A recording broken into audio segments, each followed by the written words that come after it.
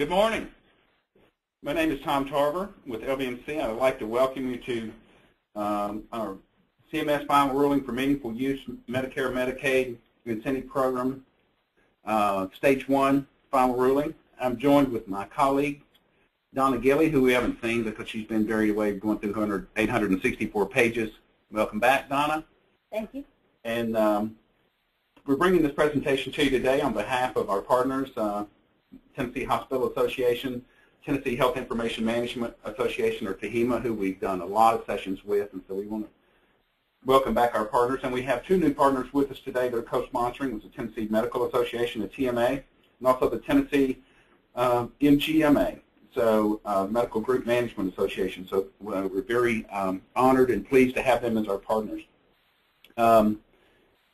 This session, a couple of housekeeping items, this session will be recorded, so if you want to go back and see it again, or if for some reason you miss it, you can, as long as you're registered, you'll be able to go back and rewatch the session.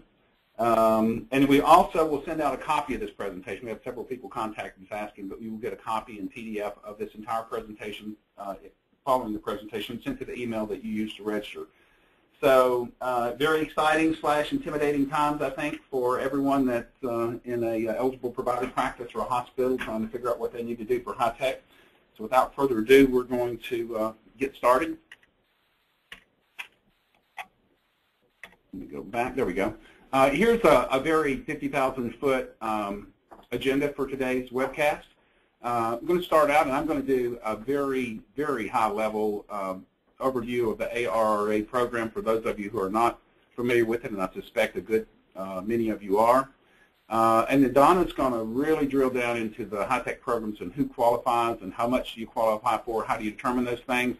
And then Donna's also going to go into the meaningful use final ruling overview and the criteria that you need in order to receive funding. And then I'm going to come back from that and talk a little bit about high-tech readiness. And so there's a lot of information that's going to be shared today in terms of what the program is, and we're going to kind of wrap it up and say, how do I get there from here? How do I get started? If I've gotten started, am I doing the right things, at least from our perspective? And then there's an addendum on the bottom side of this that we will not go into today, but will be included with your hard copy or your soft copy of the presentation that goes out. And that's really going to give you, for those of you who are interested, a comparison of the former meaningful use criteria, the new meaningful use criteria, and what changed and what was in very detailed form. And we're also going to have a list of all the clinical quality measure details in very, very detailed outlook. And that's very detailed enough that we're not going to really drill down into that today. But for those of you who are interested in that, that will be included. And I think within that context, everything will be very comprehensive in terms of what's changed and what are all the things that you need to know. So we hope you find it valuable. I will note that this final rule webcast does qualify for 1.5 CEUs for HEMA to HEMA. So if you are gathering CEUs, this qualifies. And with that, I'll do our disclaimer, which we have to do because everything does evolve. So the specific guidelines for high tech are still evolving, obviously, and the final rule stages for 2 and 3 for 2013, 14, and beyond are still outstanding, and changes are always possible and probable. And the final ruling after the feedback period for stage 1, which we're going over today, was released on July 13th. And so the information we provided today regarding high-tech policies and procedures and compliance criteria is subject to changes in interpretation, and it's 864 pages, people. So all information provided today is based upon the release of information to date by the federal government and to mine and Donna's interpretation, I guess, as well. So anyway, we'll get started on the first section. So in this section, we're going to talk about the ARRA program overview. Like I said, it's very high level. I think hopefully this is just redundant information for many of you, but I do think it provides us a good basis from which we move forward with our presentation. The American Recovery and Reinvestment Act is an unprecedented effort to jumpstart our economy, create or save millions of jobs, and put a down payment on addressing long-neglected changes so our country can thrive in the 21st century. That comes from the government site recovery.gov. So at a very lofty level, that is a description of what it is. It actually is the healthcare portion of this and the high-tech portion of this, or a portion of ARRA dollars that were allocated, $787 billion for 8 segments of our economy, having to do with all the things you see here: education, training, tax relief, protecting the vulnerable, energy and If you've seen work going on at your local airport or a lot of paving, a lot of that was ARRA dollars. Today we're only going to concern ourselves with the $59 billion or so for healthcare, and so that's our only focus. But just to give you a context, that this is part of an overall government incentive program and a very significant portion thereof. If you take those allocations, and one of the things we like to point out in this is if you try to do the math and add the dollars up, they don't make sense. But if you realize that some people qualify, some people won't qualify, some people will apply, some people will not apply, that it's an order of magnitude. So anytime you try to add up all the dollars, it doesn't quite come out to, if you're like LB&C in your accounting firm, this would drive you crazy as accountants, I think, probably. But of the $59 billion, there's money allocated, obviously, core portions of the program are for hospitals, $19.2 billion for hospitals and eligible professionals, providers in order to get their EMR, EHR programs underway. There's also, and we won't go into this today, but just for information, there's Computer Translational Science Award, so any sort of biomedical research that's funded, primarily university-based.